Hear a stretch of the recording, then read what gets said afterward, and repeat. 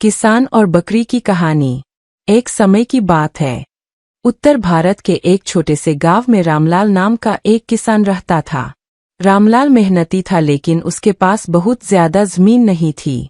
उसकी छोटी सी झोपड़ी, 2 बैल, कुछ मुर्गियां और एक बकरी ही उसकी सबसे बड़ी संपत्ति थी।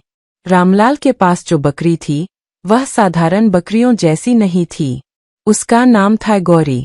गौरी न केवल दूध देती थी बल्कि वह बहुत चंचल और समझदार भी थी। गांव के लोग अक्सर मजाक में कहते, रामलाल, तेरी बकरी तो आधी इंसान जैसी है, मानो सब कुछ समझती हो। रामलाल यह सुनकर हंस देता और कहता, हाँ भाई, यही तो मेरी सबसे बड़ी पूंजी है। गांव में कई साल से बारिश कम हो रही थी। खेतों में अच्छी फसल नहीं हो पा रही थी। किसान कर्ज में डूबते जा रहे थे।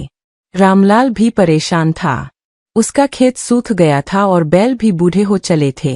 कभी कभी उसे लगता कि अब घर चलाना मुश्किल होगा। ऐसे कठिन समय में वही बकरी गौरी उसके काम आती थी। गौरी हर रोज इतना दूध देती कि रामलाल उसका आधा घर में इस्तेमाल करता और बाकी गांव में बेच देता। दूध बेचने से जो पैसे आते उससे वह घर चलाता और बीज खाद खरीदकर खेत में मेहनत करता। गांव में कुछ लोग थे जिन्हें यह बात अच्छी नहीं लगती थी कि रामलाल की एक ही बकरी उसे संभाले हुए है।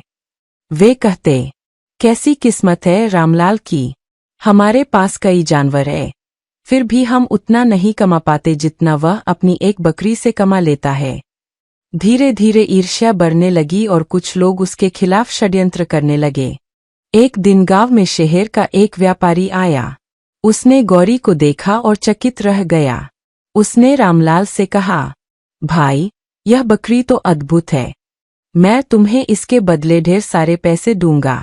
तुम चाहो तो इससे नई जमीन खरीद सकते हो। रामलाल कुछ देर सोच में पड़ गया। वाकई उसके पास पैसे नहीं थे और कर्ज भी बढ़ रहा था।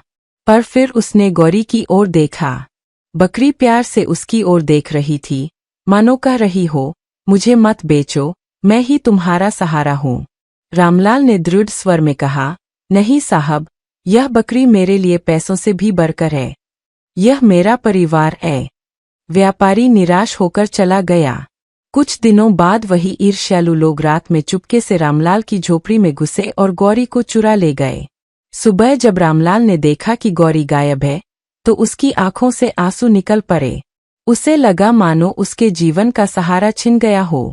वह गांव-गांव घूमकर गौरी को ढूंढने लगा लेकिन कोई फायदा नहीं हुआ। गौरी को चोर लोग पास के जंगल में ले गए थे।